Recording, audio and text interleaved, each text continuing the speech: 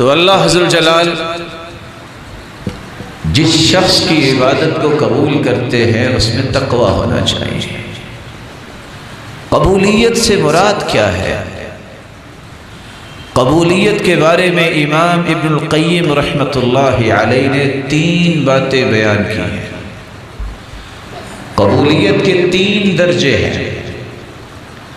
ایک درجہ یہ ہے اسقاط للعقاب، بعض دفعہ انسان کوئی عمل کرتا ہے، اس عمل کی وجہ سے جو عذاب ہونا تھا اگر وہ عمل نہ کرتا تو وہ عذاب اس سے دور کر دیا جاتا ہے، لیکن اس کو کوئی جزا و سزا نہیں ملے گی، کیونکہ اس نے وہ کام تو کیا ہے لیکن جس طرح کرنا چاہیے تھا اس طرح اس نے نہیں کیا۔ ایک شخص نماز پڑھتا ہے، 2 رکعتیں اس نے پڑھی، اس کو پوری 2 رکعتوں میں پتہ ہی نہیں میں نے کیا پڑھا ہے۔ آپ کے سامنے اس نے قیام کیا، رکوع کیا، سجدہ کیا، سلام پھیرا، آپ اسے پوچھ کے دیکھیے میرے محترم بھائی امام محترم نے کون سی سورت پڑھی، وہ آپ کو نہیں بتائے۔ ایسا شخص جس نے دل کی حضوری کے ساتھ نماز نہیں پڑھی، یہ شخص نماز تو پڑھ گیا، اس نے اپنی ذمہ داری تو ادا کرنے کی یہ کوشش کی، لیکن علماء یہ لکھتے ہیں امام ابن القیم رحمۃ اللہ علیہ اس سے فرض تو ثابت ہوا لیکن اس کو ثواب نہیں ملے گا۔ قبولیت کا دوسرا درجہ یہ ہے کہ اللہ عز و جلال انسان کو اس فرض کی ادائیگی پہ اس کو ثواب عطا کرتے ہیں، نیکی لکھتے ہیں۔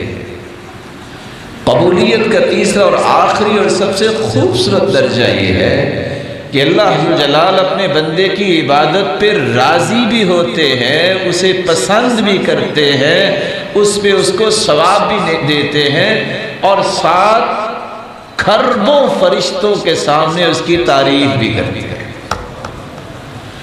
تو انسان کو کوشش یہ کرنی چاہیے، صرف فرض ساقط کرنا یہ کمال نہیں ہے۔ اگر آپ کو نیکی نہیں ملی تو کیا فائدہ ہوگا؟ ہمیں اللہ تعالیٰ سے ایسی قبولیت کی دعا کرنی چاہیے جس طرح سلف صالحین کی خواہش ہوا کرتی تھی۔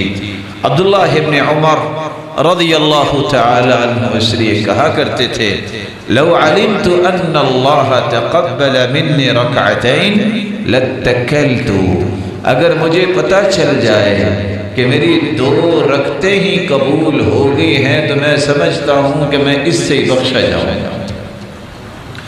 اور فضالہ بن عبید کہا کرتے تھے لأن اعلم ان اللہ تقبل منی مثقال حبۃ من خردل احب الی من الدنیا وما فیها، اگر مجھے یہ علم ہو جائے کہ اللہ عز و جلال نے میری رائی کے برابر، رائی کے دانے کے برابر میرا عمل قبول کر لیا ہے تو یہ پوری دنیا سے زیادہ مجھے محبوب ہے۔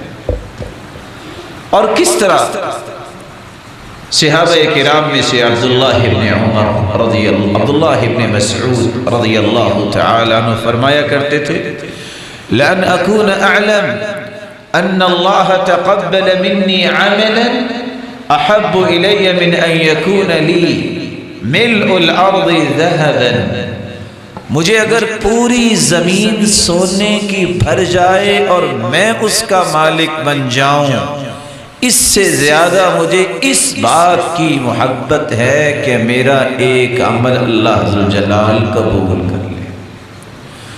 تو دنیا سے بڑھ کر جو قیمتی چیز نیک لوگوں کے نزدیک ہوتی ہے وہ یہ ہوتی ہے کہ اس کا عمل قبول ہو جائے۔